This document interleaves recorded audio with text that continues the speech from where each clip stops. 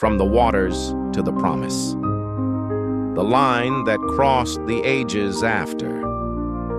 The waters of the great flood receded, and Noah's ark rested upon the mountains of Ararat. A new chapter of humanity began. God had given the world a second chance. Life blossomed again, and the three sons of Noah, Shem, Ham, and Japheth, spread across the earth, giving rise to the nations. But among all descendants, it was through Shem that the line of the promise silently continued, like a golden thread weaving its way through time. Arphaxad, Shelah, Aber. The names echo like footsteps on an ancient path few noticed. Generations came and went. Humanity prospered, but drifted further and further from the Creator. In the city of Ur of the Chaldeans, among the brightness of Babylonian civilization and rising idolatry, Abram was born, son of Terah, a direct descendant of Shem. Ur was a thriving urban center. Temples rose in honor of gods that neither saw nor heard nor spoke. It was a world where men built towers to reach the heavens, but forgot to look up to the Creator. Terah had three sons, Abram, Nahor, and Haran. Haran fathered Lot, but died, young, leaving deep scars in the family. Then Terah decided to leave Ur and set out for Canaan. He took Abram, Sarai, and the young Lot with him. But they never reached their destination. They stopped in Haran, a city of passage, and settled there. And for a while, hope seemed to sleep. To the world, Abram was just another man, childless, with a barren wife in a foreign land under a silent sky. But the eyes of God were upon him. While generations pursued their own paths, while kings waged wars and formed alliances, the Eternal was preparing a moment that would change the course of history.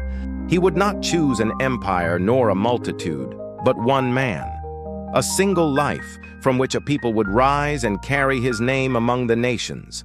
And in the stillness of Haran, with a heart perhaps restless for something greater, Abram waited, unaware that God was about to call him into the journey of his life. The call. Leave your country.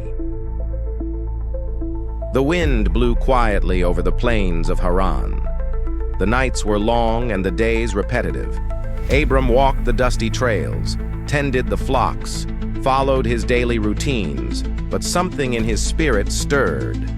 It was as if something beyond that starry sky was calling him, something he could not name, but deeply felt. And then God spoke. It wasn't a whisper or a thunderclap. It didn't come through a temple or a priest. The voice of the Eternal needed no interpreter. It pierced the veil between heaven and earth and reached Abram's heart directly. Leave your country, your people, and your father's household, and go to the land I will show you.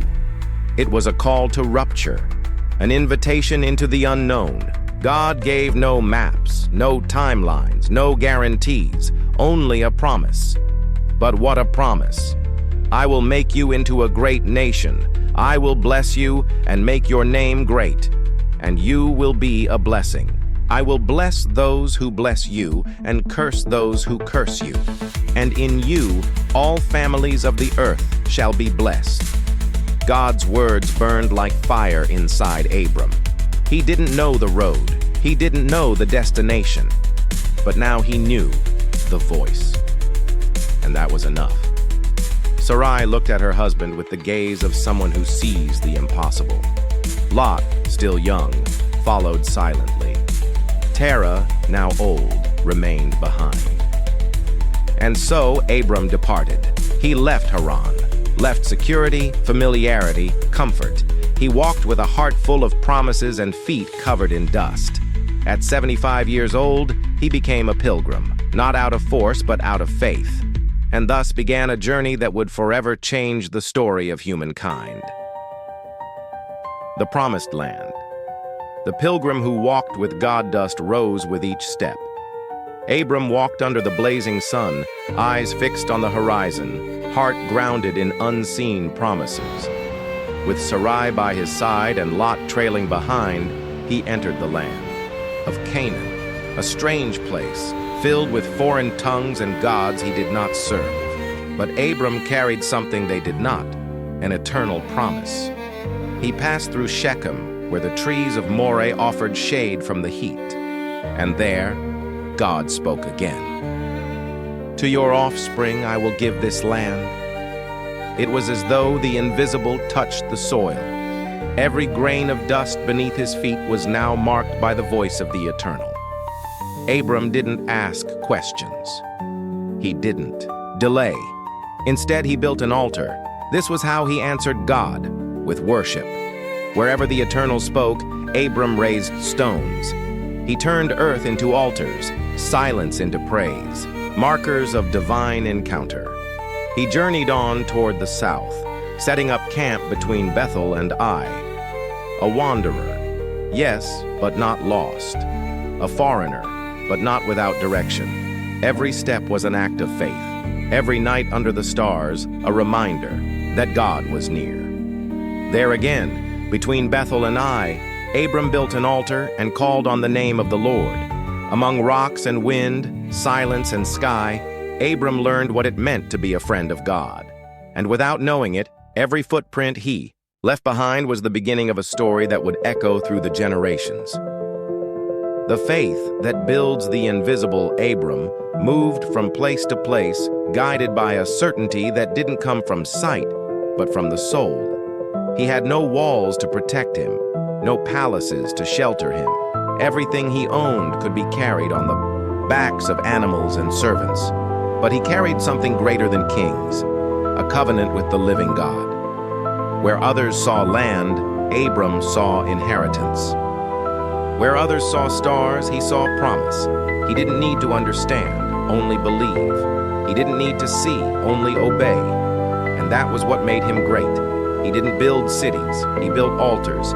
He didn't seek fame, he sought God. He didn't chase after human greatness. He followed a divine voice, step by dusty step, with no idea what tomorrow would bring. But within that man of tents and staff burned an eternal truth. God is faithful to fulfill every promise he makes, and so childless he believed. Homeless, he walked. With no guarantees, he obeyed. Abram didn't wait for the perfect conditions. He trusted the voice that had called his name. His story does not begin with conquests, but with surrender. Not with glory, but with quiet obedience. He left everything, home, culture, comfort, to follow a voice no one else heard, but which echoed louder than anything else. And that voice still echoes today. It calls out to those bold enough to leave, the known for the unseen. To those who trade safety for promise.